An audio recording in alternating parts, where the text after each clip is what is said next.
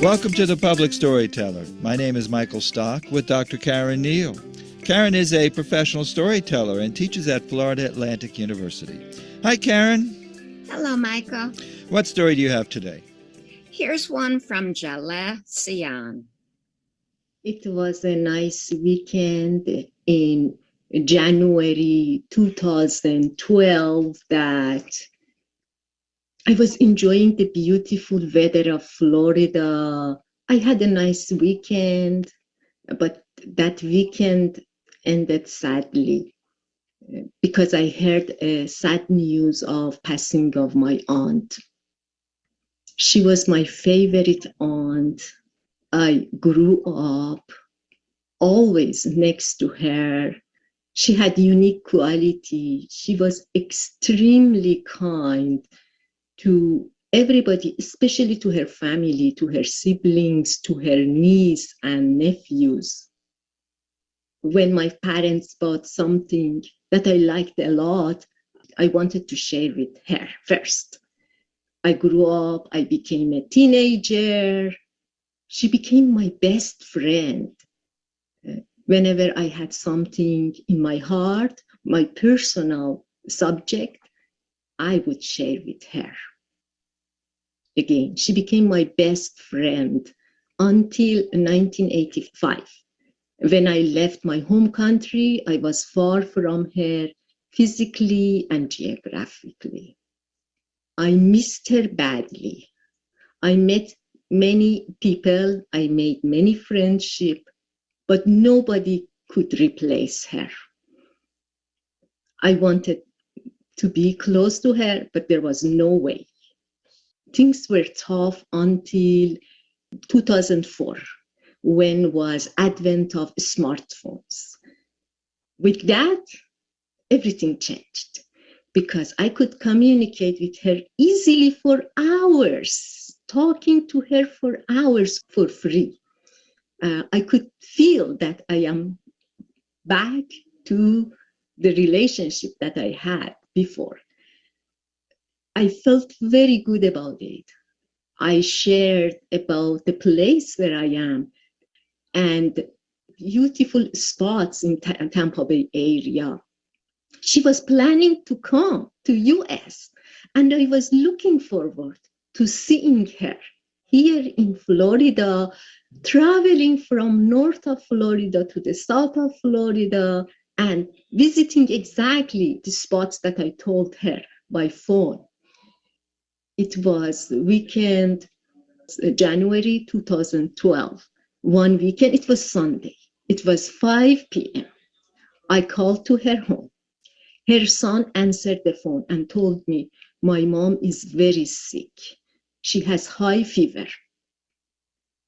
I said, can I talk to her?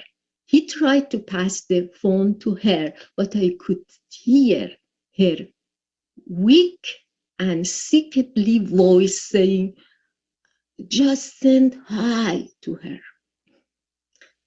I became so concerned. I hung up worriedly. I wished I had been sitting next to her, taking care of her. But I couldn't do anything. I was just hoping that she would feel better. Some hours passed. It was midnight. I got a phone call that my aunt passed away. I couldn't believe it. It was so sudden. She was so young. She had so many things to do. I wanted to see her again here in Florida. Past is past. For many years, I couldn't believe. But a second thought came to me, Jaleh. Stop feeling sorry about it. Instead, think about good memories you have from her. Think about her unique qualities, what she would expect you to do if she was alive today. And Today, I like to remember her name and her unique qualities on her 10th anniversary of passing on this radio. Zakieh, a story about remembering her aunt. A story about immigration and a story about being separated from loved ones. And I think on one of those levels, we can all relate to this story. Where is Zakieh from? She's from Iran. And it's interesting, her accent is certainly strong, but she speaks so precisely, so clearly, so slowly that even with that beautiful, strong accent, you can understand everything.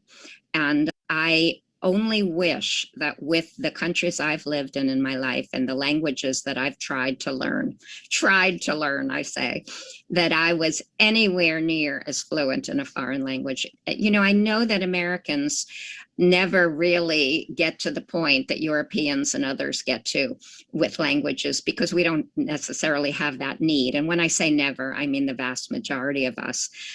Even though we study languages in school, that doesn't mean we're fluent. But I am constantly blown away by people who can tell a story in a language that is not their native language and do it so beautifully. It was such a sweet story, and the relationship she had with her aunt was really special. Yes, and I thought it was all the more relevant to us in the time of COVID. I have been separated from my mother, who certainly doesn't live as far away as Iran. I've been separated from my mother during COVID for more than a year at a time. And it's been horrifying. It's been really, really difficult. The telephone is not the same.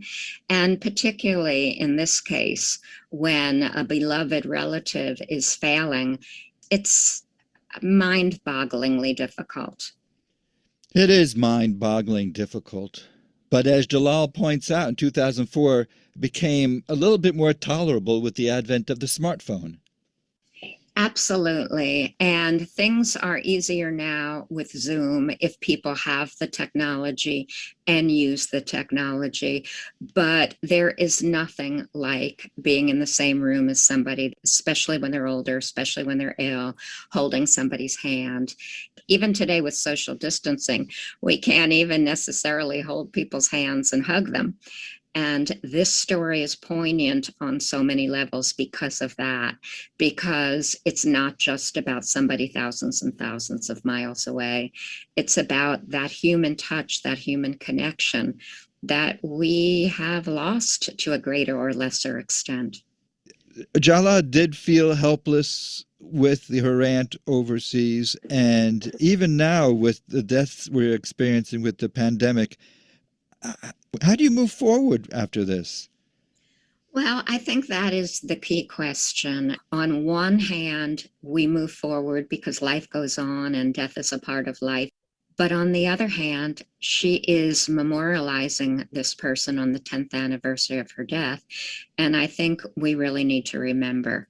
So whether it's visiting a grave, whether it's all getting together on the anniversary of a death with your family members and telling stories about a person, or whether it's the beautiful way that she is honoring her aunt by telling this story on the radio, I think we can't hope to completely forget.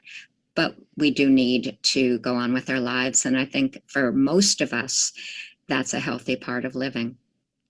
Well, thanks for bringing that story in, Caren. If our listeners have a South Florida story they would like to share, how can they get in touch with you?